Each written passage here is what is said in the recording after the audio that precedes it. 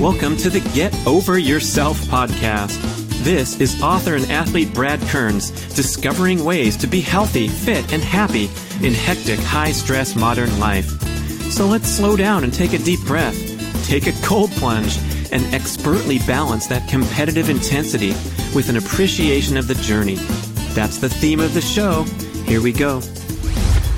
The Get Over Yourself podcast is brought to you by Almost Heaven, beautiful compact home use sauna kits, ancestral supplements, grass-fed organ meats in a capsule, DNA Fit, genetic testing for custom diet and exercise recommendations, Integro Health, high-potency liquid probiotic called Flourish, Organifi, organic powdered superfoods, delicious green, gold, and red powders, Wild Idea Buffalo, sustainable, grass-fed, beyond organic, and check out the bradkearns.com/shop page.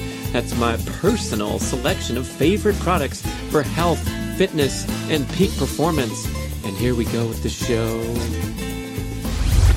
Light bulbs and indoor environments where we extend our light source, we extend our days much longer than our ancestral example. And in this great book called Lights Out, Sleep, Sugar, and Survival, the authors describe what's happening at the genetic level, and that is that we are tricking our bodies into thinking that it's summer all the time because we have days that last, 16 hours of light every single day year-round. Most people routinely exceed that maximum aerobic heart rate to their great detriment. So what they're doing in workouts is teaching the body to burn glucose instead of prefer fat. The exact thing we're trying to do with our diet is getting compromised when we're overly ambitious with our exercise pattern. If you are leading a hectic, high-stress, hyperconnected, overstimulated life, you are going to prompt carbohydrate dependency because constant fight or flight activation goes hand in hand with carbohydrate cravings and the burning of quick energy carbohydrates rather than the calm, stress-balanced, energy-balanced state of fat metabolism.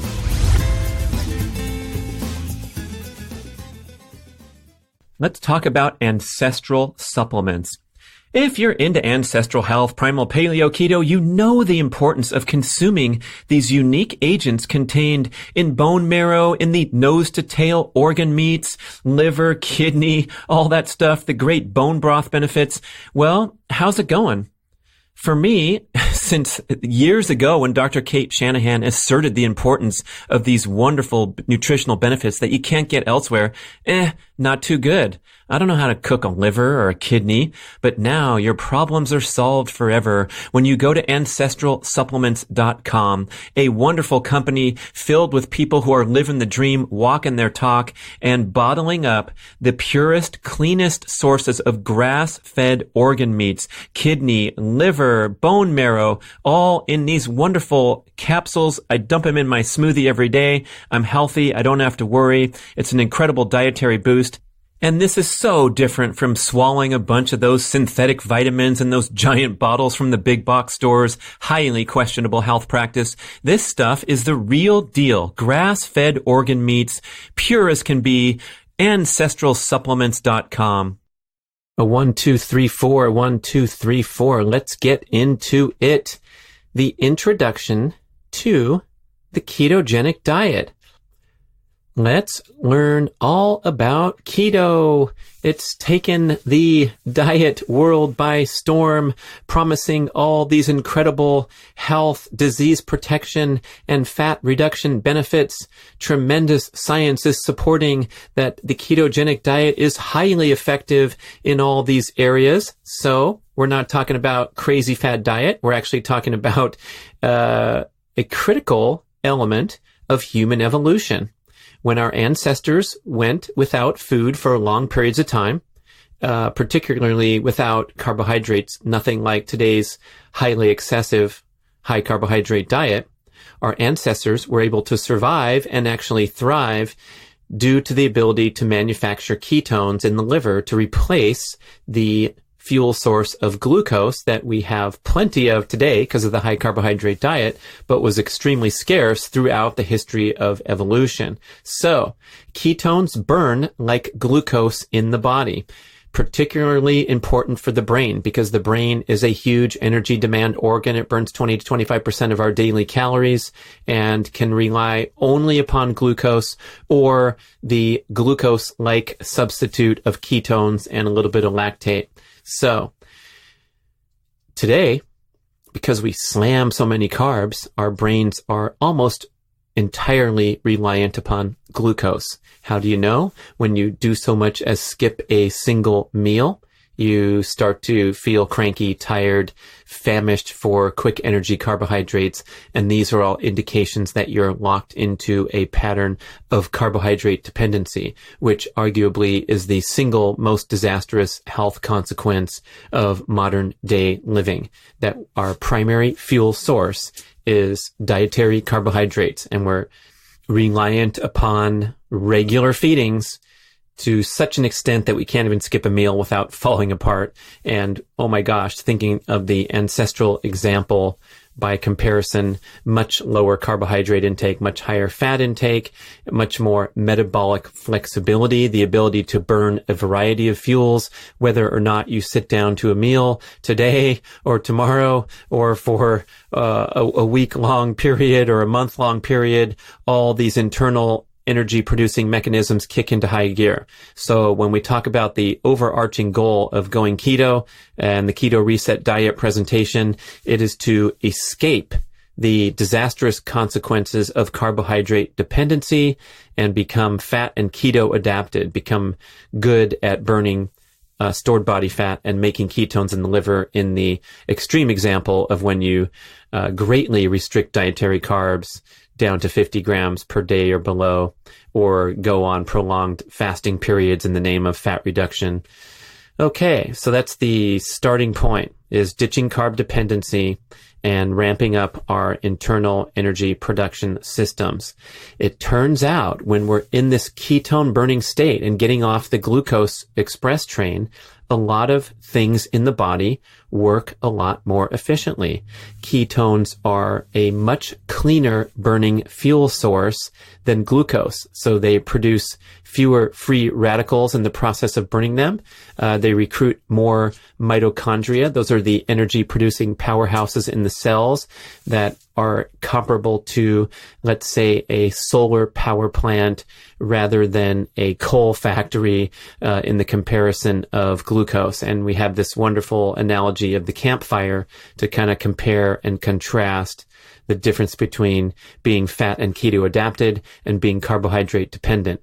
Okay, so let's go sit by the campfire for this quick analogy that'll get you the best picture imaginable to talk about the differences in the metabolic state there, metabolic flexibility.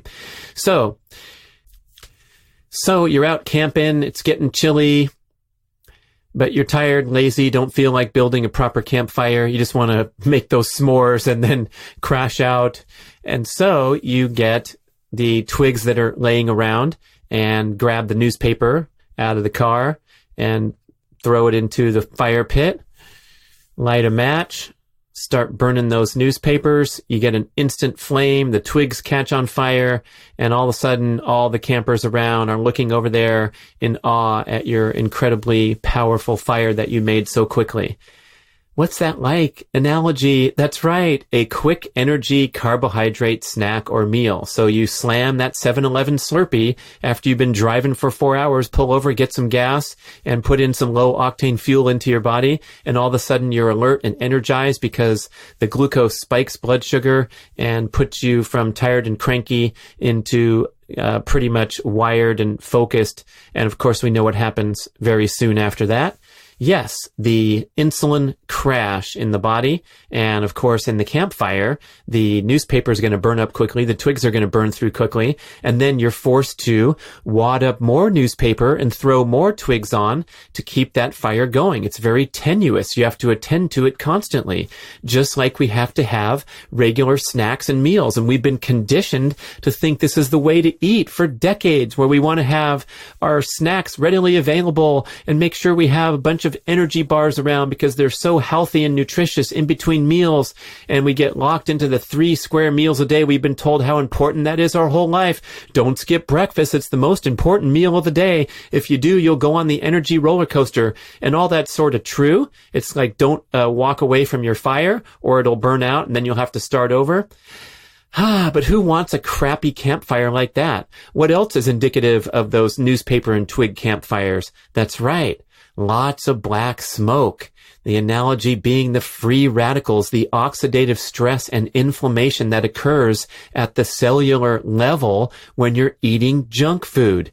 This is a path to disease, dysfunction, inflammation being the root cause of all disease, as many experts are touting, cancer risk, and lifelong accumulation of excess body fat. Because guess what? When you have twigs and newspaper as your main energy source, you are not burning those big logs that we will call stored body fat. So as we transition over to the impressive fat and ketone burning campfire at the next campsite over, what's that look like?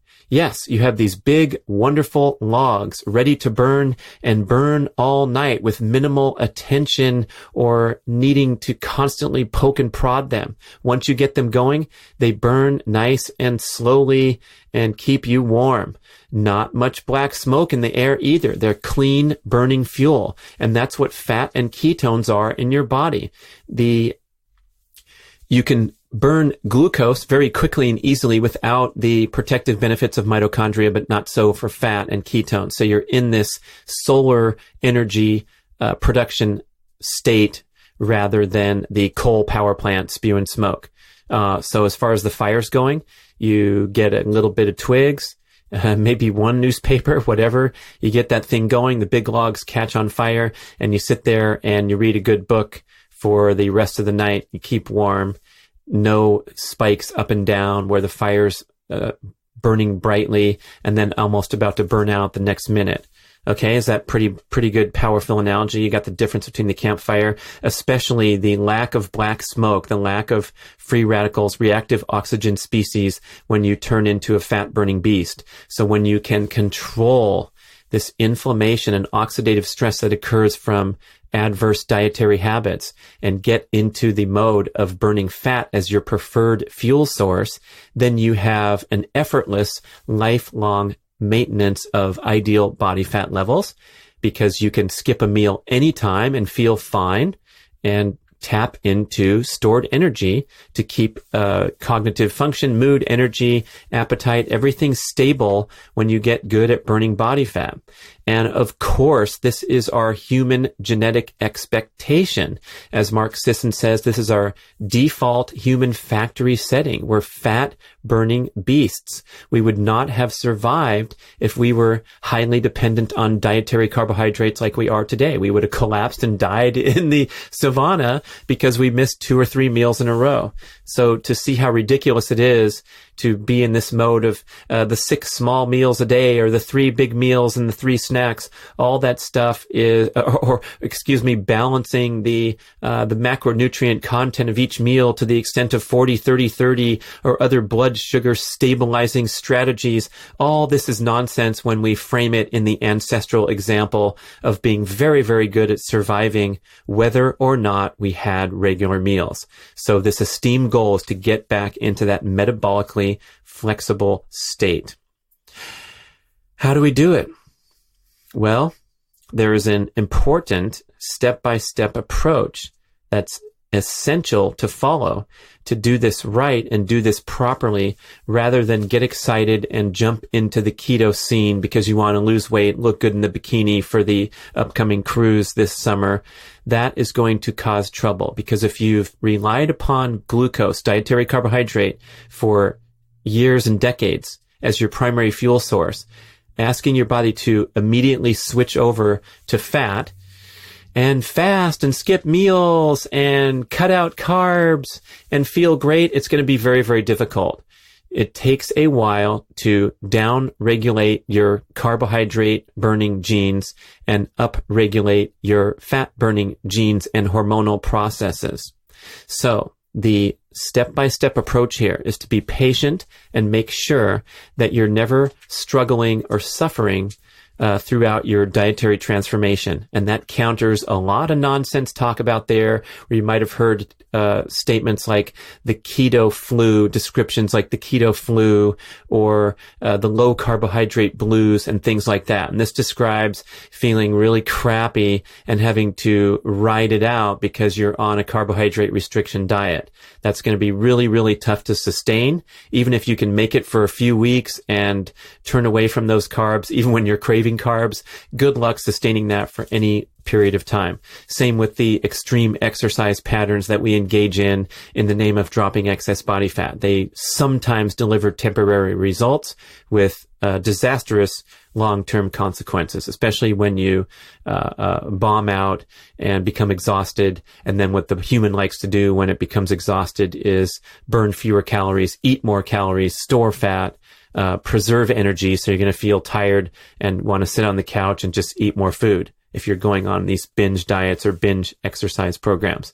So when we want to transition into this idealized fat and ketone burning beast, the first step to take is the elimination of the toxic modern foods from the diet, the high carbohydrate foods that prompt wildly excessive insulin production and also inhibit the burning of stored energy, stored body fat. And those will be, namely, grains, sugars, and sweetened beverages, and the refined high polyunsaturated vegetable oils, which are very harmful to fat burning as well as cellular health. They're one of the most toxic, probably the most toxic thing that we consume in the modern diet. They are directly linked to all manner of cancers and metabolic difficulties. And so this stuff requires a 100% devoted elimination for the rest of your life if you want to be healthy and not get cancer. Unfortunately, they're pretty prominent. Some statistics estimate that we're getting up to a third of our calories from vegetable oil because they're so calorically dense and so many meals are cooked in vegetable oil and so many processed products contain the vegetable oil. Dr. Andrew Weil states that soybean oil alone, just one of the types that you see, besides canola oil, corn oil, cottonseed oil, sunflower oil, you see these on labels all the time, or the bottled canola oils. He says soybean oil alone accounts for 20% of the calories in the standard American diet. Dr. Kate Shanahan cites a statistic that 40% of all calories from restaurant meals come from vegetable oil because they cook all the meals in this cheap crap instead of using a little more premium olive oil, avocado oil, butter, or the temperature stable saturated fats to cook your meal. So we want to ditch vegetable oils completely. No big loss there because they don't taste good. You just want to transition over to healthier oils and then get rid of these sugars and grains. And that's a big change for most people. Obviously, the standard American diet is based, the baseline, the bottom of the food pyramid is grain foods. So we have our wheat, corn, rice, cereal, pasta, all the bread products, cookies, crackers, muffins, cakes, chips, the baking grains, all that stuff. A lot of people are still touting these as the healthy baseline. The brown rice and the lentil soup is seen as the ultimate vegetarian healthy eating experience. But the problem, the objection with grains is that they are extremely dense in carbohydrate and they stimulate excess insulin production, especially when combined with all the other carbohydrate sources in your diet, including the healthy stuff like fruits and vegetables. So the grains contribute minimal nutritional value, and they have numerous adverse consequences, particularly the spiking of insulin. Remember that any form of carbohydrate you eat, even complex carbohydrate, gets converted into glucose in the bloodstream pretty quickly. So in terms of let's say, a fat loss goal or a goal to minimize insulin production, your bowl of brown rice, if it's 250 calories of brown rice, is pretty much the same as a 250 calorie bag of Skittles. Of course, the brown rice is going to have marginally more nutritional value, and it's going to burn more slowly than the Skittles. So you'll get an insulin spike with the Skittles rather than an insulin steady drip with the brown rice.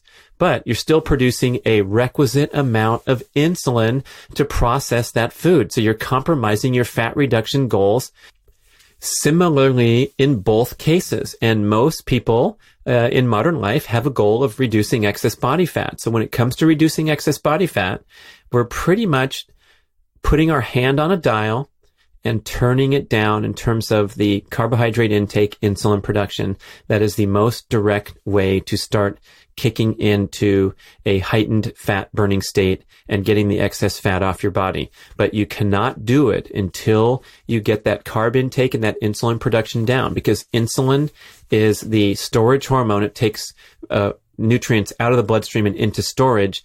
And so it locks fat away in storage so you can't burn it. So you'll eat a meal, you'll get that carbohydrate, that glucose spike, or you'll burn through it. The insulin will come in. It'll remove the excess glucose from the bloodstream, because that's very dangerous and toxic, as any diabetic knows, or that's what's going on when people can't regulate their blood sugar. So the insulin comes in, removes the energy from your bloodstream, and guess what? You feel tired and hungry after you burn through your previous meal. And meanwhile, you have massive amounts of energy locked away in storage that you cannot access and burn because you chronically produce too much insulin. So that's the story that we want to escape, moderate our insulin levels. Dr. Peter Attia, one of the world's leading longevity experts, says that lifelong minimization of insulin production is probably the most profound longevity factor, one of the most profound longevity factors you can imagine. So that's the ultimate lifelong goal, is to produce the bare minimum amount of insulin necessary to get the job done. Clear? Good. So how do we do this? We ditch grains, sugars, and refined vegetable oils. And out of the gate, we don't worry too much about an extreme calorie restriction or extreme carbohydrate restriction, because it often is very difficult to have a crash elimination of your main fuel source for decades. If you do so, and you insist on jumping right into keto, what is going to happen is your ravenous brain that's used to burning glucose day and night as the number one energy demand organ is going to get glucose one way or the other until it gets better and better at burning ketones. How does it do it? Through a process known as gluconeogenesis, a prominent attribute of the fight or flight response. So as soon as you skip your first meal or eat your first low carbohydrate breakfast instead of your usual high carbohydrate breakfast, and you don't get that power bar down at 10 a.m. or you don't have a high carbohydrate lunch, and you start to drift and become tired, cranky, and hungry, and you don't give yourself the expected dose of carbs as you've done for the previous years and decades, your body will perceive this situation as a stressful event. In fact, low blood sugar is a matter of life or death to our ancestors, right? You can't be running around looking for food and all of a sudden get goofy and lightheaded. So the fight or flight response kicks in, and you start to manufacture glucose internally by breaking down lean muscle tissue and turning it into glucose and sending it to the brain. That's what happens on a crash diet by someone who is not good at burning body fat. So we want to avoid that fight or flight response to a dietary change. And the way to do that is to transition gradually and bit by bit build your skills at fat burning. Now, when you cut out grains and sugars and refined vegetable oils, although those are fat calories, they also compromise fat burning in a different way. So that's getting in the way of burning fat when you're eating bad fats. That's why they're always added into this sentence. But when you minimize those processed carbohydrate intake, you're going to produce less insulin. Where are you going to get your carbs? Well, you can get them from nutritious sources in the diet, like sweet potatoes, wild rice is an approved carbohydrate, quinoa, massive intake of vegetables is recommended by almost everyone. Well, not everyone. Now there's the carnivore people saying don't do that. But generally speaking, we're getting in fruits, vegetables, and colorful, nutrient-dense carbohydrates rather than nutrient-deficient refined carbohydrates. Those should fuel your energy needs just fine, so you don't have to go through the low carbohydrate flu and kickstart the fight or flight response in an excessive manner. Now, what happens over time, as you'll notice, is you start to get better and better at burning fat, more comfortable delaying your initial morning meal, feeling fine, not struggling, but noticing that you can last until 10 a.m. instead of needing to eat at 8 a.m., and then eventually being able to last until noon without ingesting any calories, or perhaps having a high fat but satisfying meal, such as an omelet in the morning, your salad at midday, where you're having all kinds of vegetables, fruits, healthy high-fat dressing, and maybe some source of protein, fish or meat on there. So you're eating in this low-carbohydrate, ancestral, high nutritional value diet, and you're cutting out the processed stuff that spikes blood sugar, floods the bloodstream with insulin, and inhibits fat burning. Okay, so we're going to progress steadily toward there, with the first step being ditching those grain sugars and refined vegetable oils. And in the Keto Reset diet, this is the central element of the 21-day metabolism reset. So that's the first step out of the gate, is to go in this reset mode. But big important thing, distinguishing Keto Reset from the players and the pretenders out there, is we advocate for a comprehensive lifestyle approach, because other elements of life are extremely relevant to your ability to transition over from carbohydrate dependency to becoming fat and keto adapted, namely your exercise habits, your movement habits, your sleeping habits, and your stress management habits. If you are leading a hectic, high-stress, hyperconnected, overstimulated life, you are going to prompt carbohydrate dependency, because constant fight or flight activation goes hand in hand with carbohydrate cravings and the burning of quick energy carbohydrates, rather than the calm, stress-balanced, energy-balanced state of fat metabolism. Okay, so stress equals carb cravings, carb intake, appetite spikes, energy level swings, and we have to manage the other stress factors to succeed with the dietary transition. So let's tackle exercise, sleep, and stress management. Those are the three categories we cover in the 21-day metabolism reset. So the first week of the 21 days, we focus on ditching grains, sugars, and refined vegetable oils. Then we turn our attention to the lifestyle factors in week 2. With exercise, pretty simple. Get moving. Get off your butt and move more in everyday life. We don't even need to talk about formal, structured workouts, getting to the gym, putting in the miles on the road. We don't even need to discuss that until we address the critically important matter of just moving more in everyday life. JFW, we call it in the new book, Keto Longevity.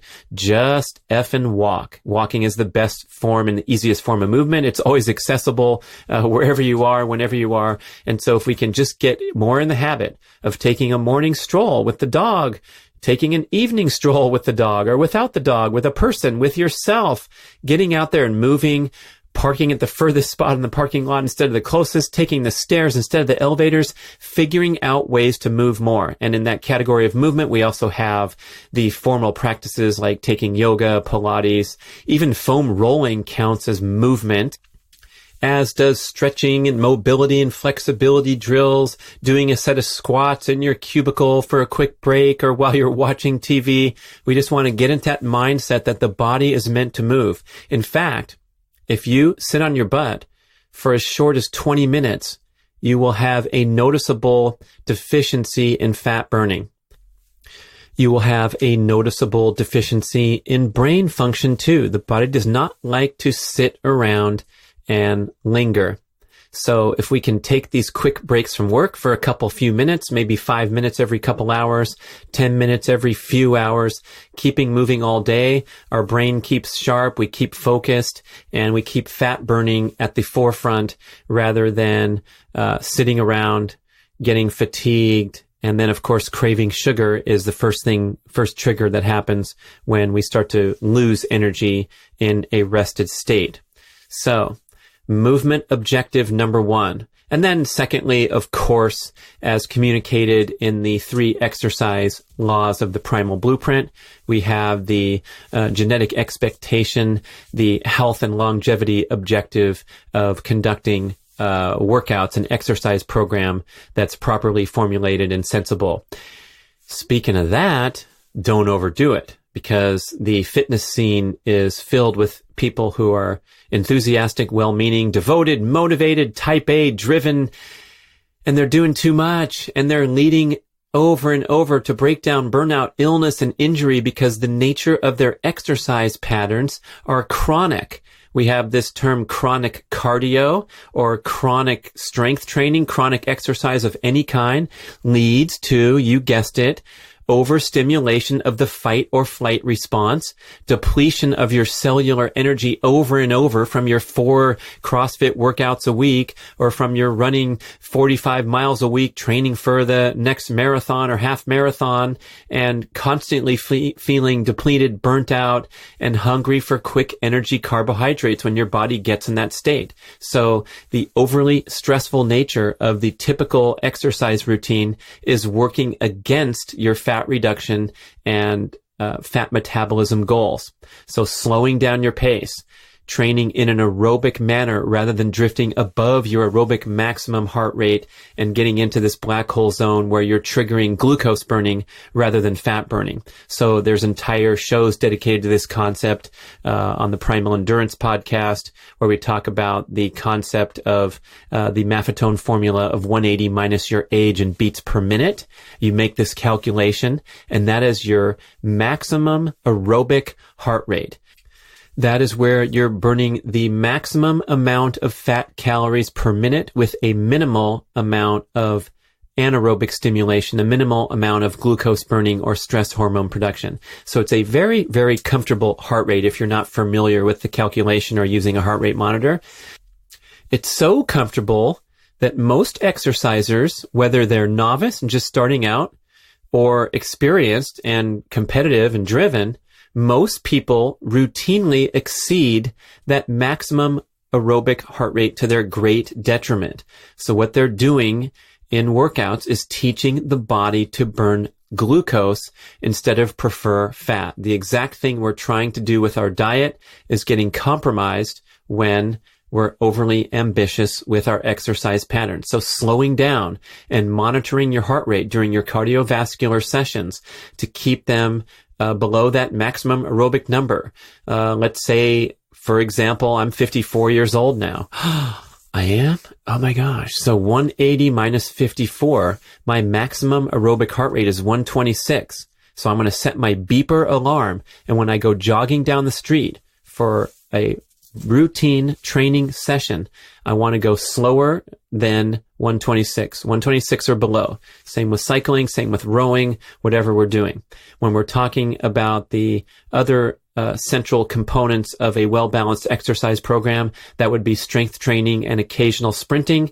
We're not so concerned about heart rate. It's not a cardiovascular session. But with those workouts, the key is to keep them brief and intense. We want to emphasize the explosive anaerobic energy production, and we do not want the workout to last too long to where it becomes stressful and depleting.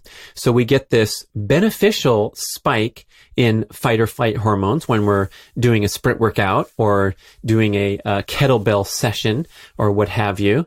And we want that to happen. This is what gives the pulse of anti-aging hormones into the bloodstream. Use it or lose it, man. So we got to sprint throughout the our entire lives and lift heavy weights. That could mean weights, but it could also mean your body weight, or using stretch cords. It's some form of resistance training is essential to delay aging, to protect against the tragic consequences of accelerated aging and demise when you fail to challenge your body and put it under resistance load frequently, regularly. The number one cause of injury and death in people over 65 is falls due to diminished balance, diminished strength.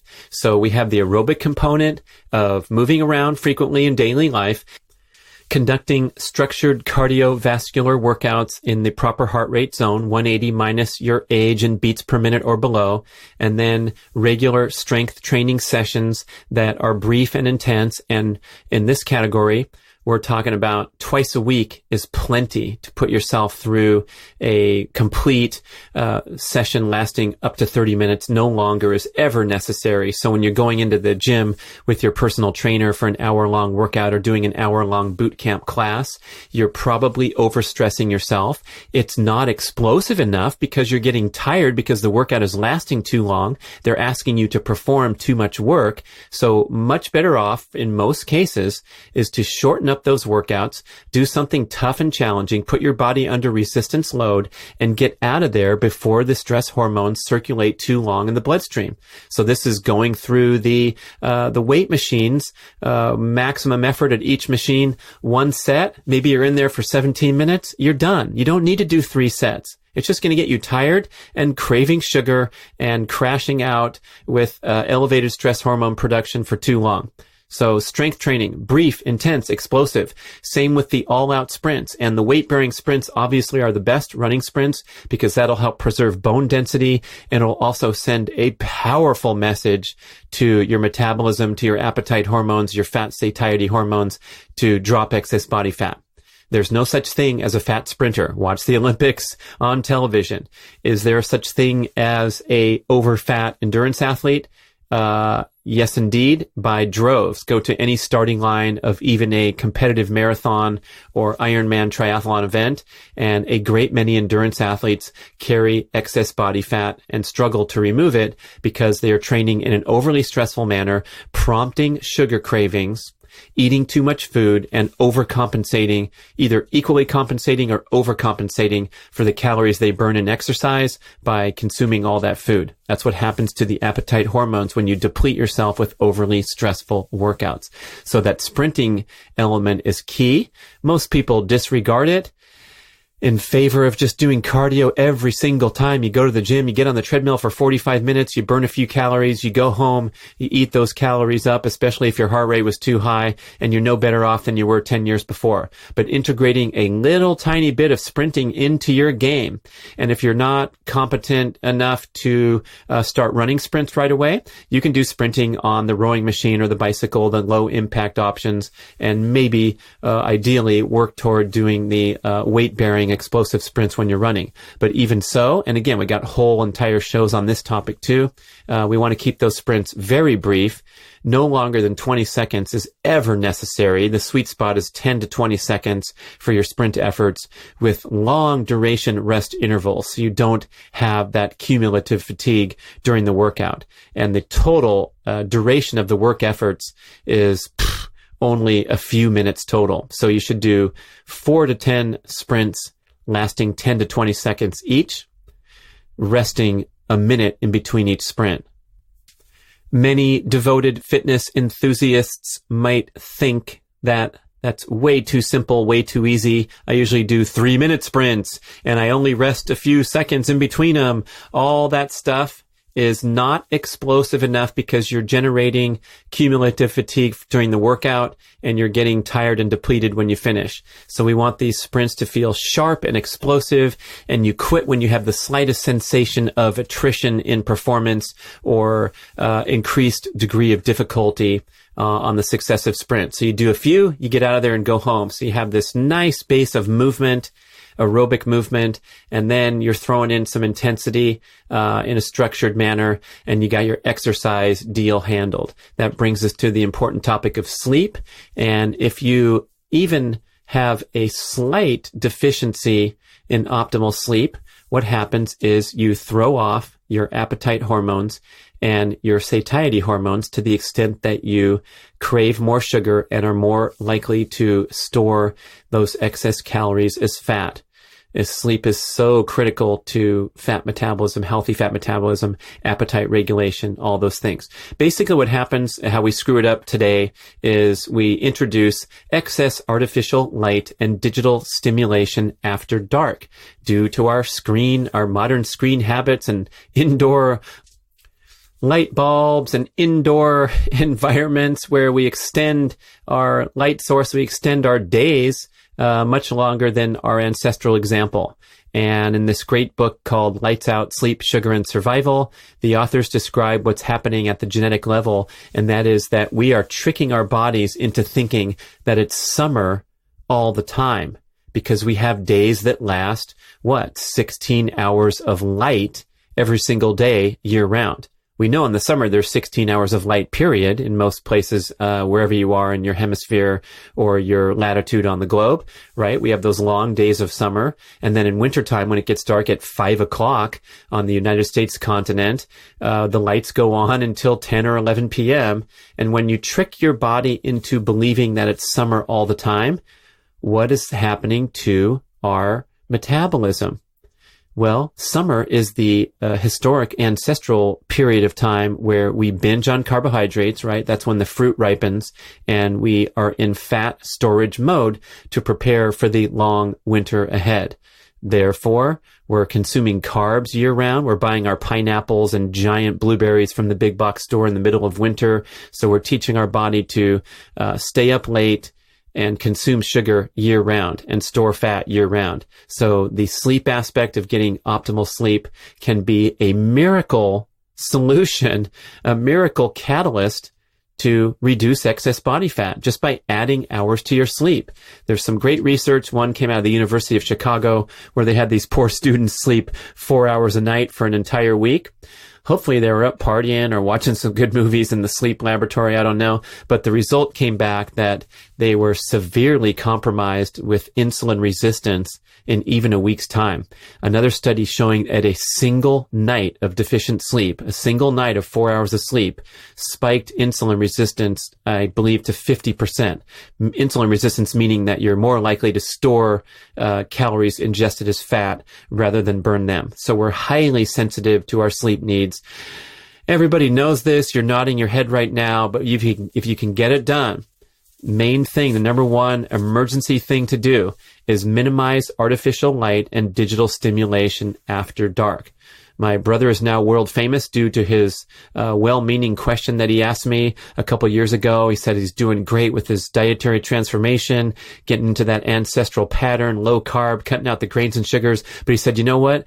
Every single night around 11 p.m., I got a problem, man. I can't break it. I crave this bowl of cereal, and I have to have a bowl of cereal every night at 11 p.m. And I know I'm not supposed to, and it throws me off. What should I do? And I came up with an absolutely bulletproof solution, guaranteed for the rest of your life to work. Go to bed at 10 p.m., right? Okay, so when you're blasting your eyeballs with artificial light and digital stimulation after dark, you are suppressing melatonin. That's the hormone that releases and makes us feel sleepy and transition over into a good night's sleep. Suppressing melatonin and spiking the prominent stress hormone cortisol. So this stress response is occurring, going hand in hand with carbohydrate cravings.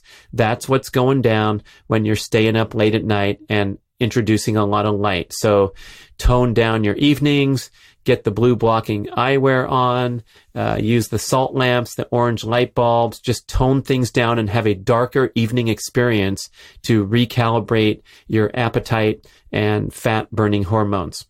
Finally, stress management. Of course, we want to implement all these wonderful, healthy practices, nurturing positive, loving, live interpersonal relationships rather than getting drawn into excess use of social media. We want to have coping mechanisms when we get stressed and hyperconnected, overstimulated, whereby we can take breaks, we can become aware and mindful of where we stand in terms of our stress-rest balance, take time throughout the day to unplug, unwind, perhaps take a nap, perhaps sit quietly for 5 minutes and stare off into nature before you return to your screen and the intense engagement that we demand of our brains all day long. All these things falling into that wonderful category of stress management, especially getting skilled at relaxing and stimulating parasympathetic nervous system activity. Things like foam rolling do a wonderful job at that. Receiving a massage, taking a walk in nature, all these things that we discount in importance but are critically important to maintain a healthy stress-rest balance. So those are the assorted objectives of the 21-day metabolism reset as presented in the Keto Reset diet. And what you have after that 21 days is better fat burning, reduced carbohydrate cravings, a little better at regulating your energy between meals, and you can proceed to the next step, which could be called a fine-tuning period. Before you consider this keto thing and the calorie restriction and the carb restriction, you want to see how well you're doing without the input of a regular meal. So the challenge out of the gate is to wake up in the morning and delay your first meal until you experience true sensations of hunger. If that's 8 a.m., hey man, go make up your eggs and bacon and be on your way, your power nutrition smoothie. That's fine. If you have a true sensation of hunger at 8 a.m., that's a sign of poor metabolic flexibility, honestly, right? We should be able to last a bit longer without a calorie ingestion the moment we wake up. So let's say our final meal of the previous evening was 8 p.m. and we wake up and carry on and note our energy, mood, appetite, cognitive function. And when you start to get those true sensation of hunger, the growling in your stomach, that's the spiking of the prominent hunger hormone ghrelin. Dr. Kate Shanahan explains that's how we can never forget the name, because ghrelin gets your stomach growling. All right. So those are signs, or if you start to lose your cognitive function, maybe get a little headache coming on or feeling a little lightheaded, time to get a meal in, and then note the time of day and the fact that you lasted 14 hours between meals, or 16 hours if we're going from 8 p.m. the previous evening final caloric ingestion to 12 noon for your first ingestion of calories the next day. So your first ingestion of calories means the high-fat coffee that you have at 7:15 a.m. pretty much breaks your fasts. So what we want to do here is track our ability to function well without any calories. And if you can make it from 8 p.m. to 12 noon the following day, that's a 16-hour fast. That's indicating a pretty good level of metabolic flexibility. And if you've done the hard work during the 21-day metabolism reset, you are ready to make your initial foray into nutritional ketosis. So as you may have heard, going keto entails a tight restriction in macronutrient intake to avail the production of ketones, to stimulate the production of ketones in your liver, which happens when you need more energy to the brain and you're not getting it from dietary carbohydrate. Luis Villaseñor, one of the world's leading keto experts, he's got a great website called ketogains.com with a lot of community engagement and commentary on the forum, newbies getting started and getting great advice and support. He has this great terminology to describe the role of the various macronutrients in the ketogenic diet. So carbs are a limit. And you want to limit your carb intake to 50 grams of gross carbohydrate intake per day. And you get a free pass for avocados and leafy greens, because those don't really contribute much to your insulin production. They're so high in fiber, avocados high in fat, so you don't have to count those towards your 50-gram total. And when you're talking about this in practical terms, limiting your carb intake to 50 grams means that you're eating little or no fruit, really, or starchy vegetables like sweet potatoes, which were just fine during your transition phase away from carb dependency, grain-based diet into an ancestral style diet. But going keto is a little bit special, and even for a really ancestral aligned low carb eater, a lot of times they're coming in at a level of 150 grams per day, somewhere around there. So now you got to cut down to 50. So it basically means that you're eating abundant servings of vegetables and not many other carbs. And you are getting some incidental carbohydrate count from things like nuts, seeds, and their derivative butters, maybe some high cacao percentage dark chocolate. If that's your gig, that's your snack that you're transitioning over to, in the name of getting rid of all the high fat, high carbohydrate treats that you used to consume. You're also getting incidental carbs from things like, coconut milk that's going in your smoothie, or high fat dairy products. And when it all adds up, it's pretty easy to hit that 50 gram limit. So when we're going keto, just focus on the vegetables. That's kind of the ticket there with the carb intake. Then we go over to protein intake, and Luis Villaseñor calls protein a target, because of course we don't want to underconsume protein. It's almost impossible to do so, by the way. A lot of people are obsessed with getting enough protein every day, but it's super, super easy to get enough protein every day because your body has profound cravings for protein if you're under consuming it. This is from the work of Chris Kresser, leading paleo expert, functional medicine specialist, and he's detailed how we have intense cravings for high protein foods when we underconsume protein. So if you get into a pattern of underconsuming protein, you're going to feel like crap. You're going to become emaciated quickly. Your hair's going to fall out, maybe, but not necessarily. But it's no fun, and you'll have very little risk of that, no matter who you are, even vegans, vegetarians, carnivore people, keto people. So I wouldn't worry about going and looking for protein sources. But when you're going keto, it is possible on certain occasions to get so focused on the protein that you can go well past the target and possibly interfere with ketone production. Don't have to wade too much into the controversy or the differences of opinion here, just to say that the widely recommended protein target is 0.7 grams per pound of lean body mass per day. Quick example, let's say I weigh 165 pounds and I'm 10% body fat, so that would put my lean body mass at around 150 pounds. So if I'm going 0.7 times 150 pounds, I'm going for somewhere around 100 grams of protein per day. That's only 400 calories, right? 50 grams of carbs is only 200 calories. So my protein and carb intake combined is only 600 calories, a small fraction of my total daily caloric needs. The rest is coming from fat. So Luis Villaseñor calls fat a lever, and the lever is what you pull to ensure that you achieve total dietary satisfaction at each meal. So there's no struggling or suffering, and that's where the keto people get to go crazy with these delicious high-fat meals, such as the morning omelet, the high-fat coffee, the handful of macadamia nuts for a snack, the high cacao percentage dark chocolate. But let it be known that fat is a lever to achieve dietary satiety. The ultimate goal of keto is to get good at burning stored body fat, and that, in fact, is the best promoter of ketone manufacturing in the liver. So the keto movement has gotten a little bit away from the big picture vision here and has gone into this blanket recommendation to consume as much fat as possible in the name of making ketones. Yeah, it's fun to enjoy these high satiety meals and snacks and fat bombs, as they're called in many of the recipe books. But again, just eat the fat that you need to feel satisfied, and don't go over consuming fat in the name of keto. In fact, the best metabolic benefits, the best immune function benefits come when the human is in a fasted state. Imagine that.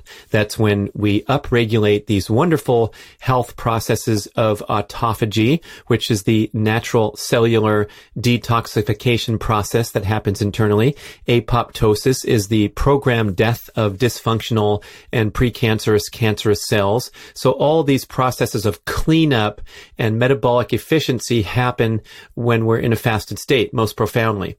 So the ketogenic diet is really a proxy for starvation, okay? Because of course we can't starve for days and days on end, even though we operate in a very efficient and functional state. When we don't have calories, at a certain point, it becomes unsustainable. So if you limit your carb intake and keep these ketones going in the liver, you're getting not all, but you're getting many of the metabolic benefits of fasting without having to starve yourself. That's the keto diet in a nutshell. That's the benefit there. So don't overconsume fat is the takeaway. Make sure that you target your protein properly and limit your carbs, and then you're off and running. Now, here's the thing. It's still a little difficult, even though you've done all that hard work with the Metabolism Reset, you've escaped carbohydrate dependency, you're good at fasting, waiting till 12 noon, no problem. You got your macros dialed in, you're using an app like Zenza or a website called MyFitnessPal where you can input your food intake and know for sure that you are keeping under that 50 gram per day limit and know that you're getting your protein in the right zone. It's still difficult. And still a pretty disciplined and regimented diet. I love the great recommendations touted by Villaseñor, as well as my man at Primal Land, Brian McAndrew, who advocate for a simple approach that minimizes decision fatigue and the application of willpower constantly. So how about when you go keto, just eat the same thing every day until you get into a good groove. You know, you can have an omelet, a salad, a steak or fish for dinner with vegetables slathered in butter, taste delicious, a few squares of dark chocolate, a couple handfuls of macadamia nuts, and you know that daily package will lock you in with ideal keto ratios. I'm not sure what I just said. It's a very good hypothetical example. Probably does lock you in pretty well. But the point here is that you don't want to struggle and have a high stress experience where you're trying to figure out what to eat every day and what works and what doesn't and stay creative. No, much easier to just lock in, get away from the abundance of choice and the freedom and the decadence and the indulgence that we traffic in every day in modern life, to our great detriment in many ways. Of course, enjoying life is important too.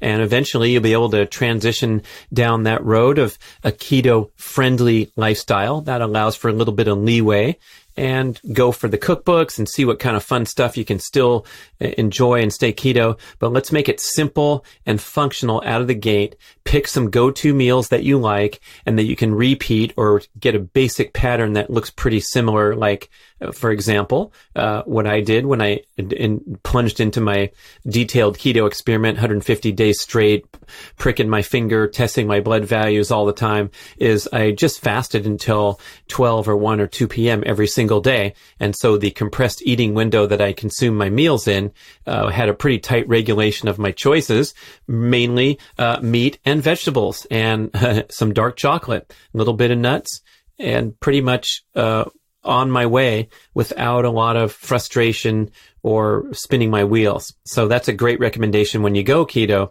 to lock into some meal patterns that are tight. The second recommendation is those first 3 weeks are going to be a difficult transition in some way, shape, or form. Just don't expect flying colors all the way. If you're suffering, having that keto flu and really struggling, what you're going to do is take a few steps backward, go back and reach for those sweet potatoes or that bowl full of blueberries or that additional helping of nuts and nut butter as a snack. Maybe your carb intake is creeping over the 50 gram limit, but we don't want to suffer in the name of keto. It just means you're not ready if you're experiencing the keto flu. No big deal. Spend more time in 21-day reset mode. Okay. So in those first 3 weeks, a great recommendation is to tone down your total energy output from exercise. Because what's happening out of the gate when you go keto is that your muscles and your brain are competing for the precious energy source that is glucose that's now gone, okay? So when you deprive your body of glucose, your muscles need it to fuel exercise, and your brain needs it to fuel daily function. They're not yet highly adapted to burning ketones, so whatever ketones you do produce, you kind of get into a tug-of-war situation where your muscles want some, your brain wants some, not quite getting what they need. What does this turn into? a little bit of afternoon blues where your brain's not quite as sharp and energized, and kind of a blah workout performance because your muscles aren't getting all the energy they need either. So if you tone down your workout output, especially for the first 3 weeks, and wait till fat and ketone production kick in and that adaptation phase is over, then you will experience eventually performance breakthroughs when you kind of become bonk proof and don't need to rely on sugar during these long distance workouts or these high intensity workouts. You feel fine after rather than fried because you burned up all your sugar because now you're fat and keto adapted. Eventually, what happens when you get fat and keto adapted, this is from the great science of the keto pioneers, Drs. Finney and Volek, in their book, The Art and Science of Low Carbohydrate Living and Low Carbohydrate Performance, the second book. What happens is the muscles get better and better at burning fatty acids during exercise.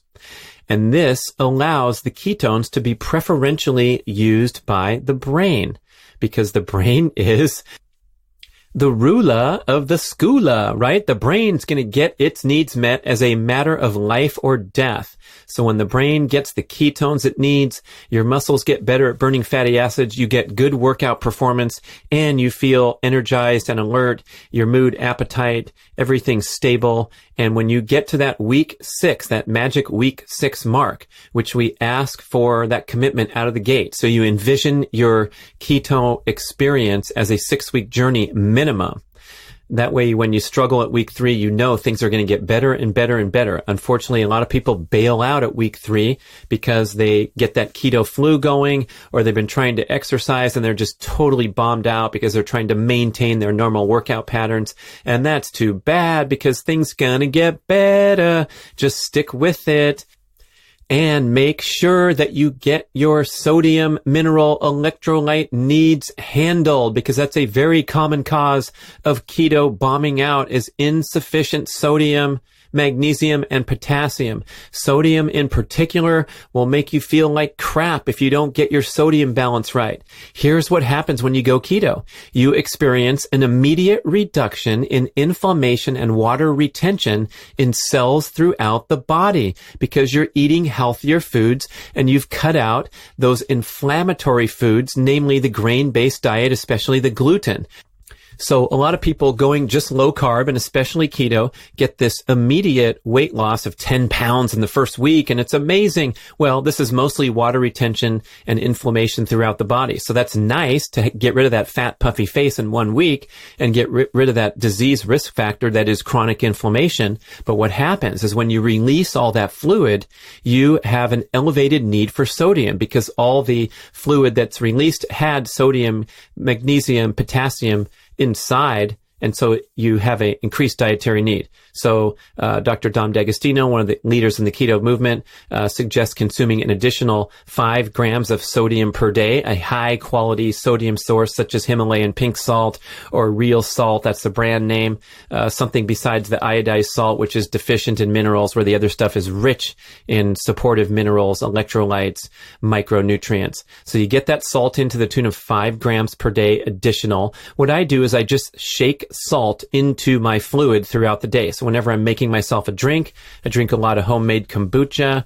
I just shake the salt in every time I'm getting fluid. That makes the fluid easier to become absorbed and assimilated by tissues throughout my body, rather than just chugging water, an assault on your body's delicate sodium balance, and you'll pee it out routinely when you chug water after a workout. So keeping that sodium balance, especially when you go keto, is so important.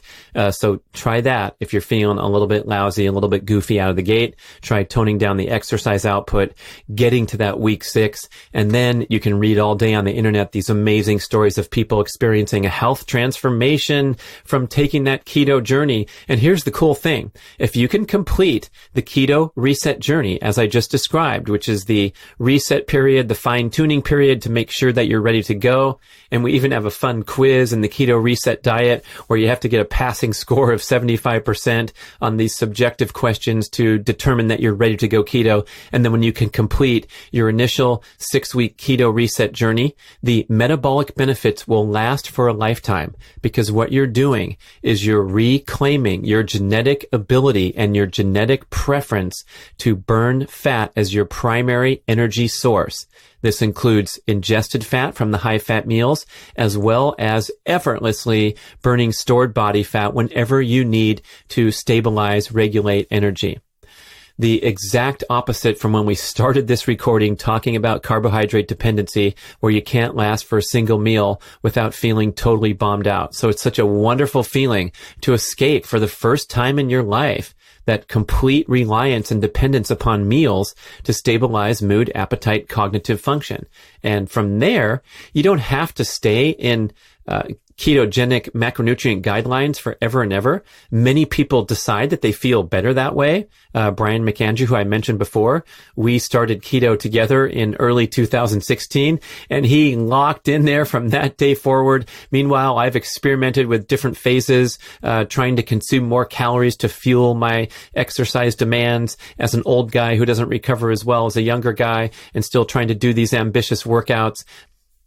So by trying to consume more calories, naturally that also includes more carbohydrates. But I keep drifting back to this wonderful baseline of living in the keto zone. That's Mark Sisson's terminology for a kind of a fractal intuitive pattern of living your life. So make sure you're enjoying your life and eating healthy, nutritious foods.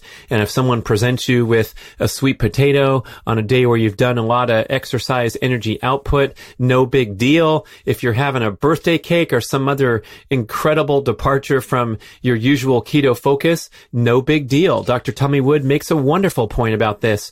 Nourish, Balance, Thrive. He was on my podcast. Listen to the show. He said, if you're metabolically healthy, you should be able to handle anything and smile and live to tell about it. So if it's an ice cream binge one night because you're in downtown Seattle and they have these incredible handmade ice cream providers, you wait in line outside for 40 minutes and oh my gosh, this stuff is pretty delicious. Got a lot of carbs, more carbs than keto, but you wake up the next day, you get back in the groove, maybe with an extended fast because you're so good at that. You're so metabolically flexible and everything is great. So this is why there's so much hype and excitement about the ketogenic diet. It helps you reclaim your genetic birthright to be a fat-burning beast. And speaking of that, keto will help you handle once and for all that frustrating lifelong challenge of trying to drop excess body fat or prevent the lifelong accumulation of excess body fat. It's so simple. It happens so effortlessly and automatically, like putting your hand on the dial and tapping into our amazing ability to burn stored energy. And we talked a little bit about the health benefits, the mitochondrial biogenesis, the protection against inflammation and oxidative damage that represent the essence of accelerated aging and disease risk factors from the modern diet and the high stress modern life. So make it a comprehensive approach. Of course, you have to focus on the dietary restriction and the elimination of the bad foods. Get the exercise, sleep, and stress management factors handled so you can succeed with your keto journey. Thank you for listening and understanding the right way to go keto. And if you want more step-by-step, comprehensive, online multimedia guidance for your journey to go keto, go look at bradkearns.com and click on the Keto Reset Mastery course on the homepage. I will give you a 20% discount on your course, enrollment free, and you will dive into the most comprehensive library of instructional videos, inspirational videos, expert interviews to help you on your keto reset journey. Thanks for listening. Thank you for listening to the show. We would love your feedback at getoveryourselfpodcast@gmail.com. And we would also love if you could leave a rating and a review on iTunes or wherever you listen to podcasts.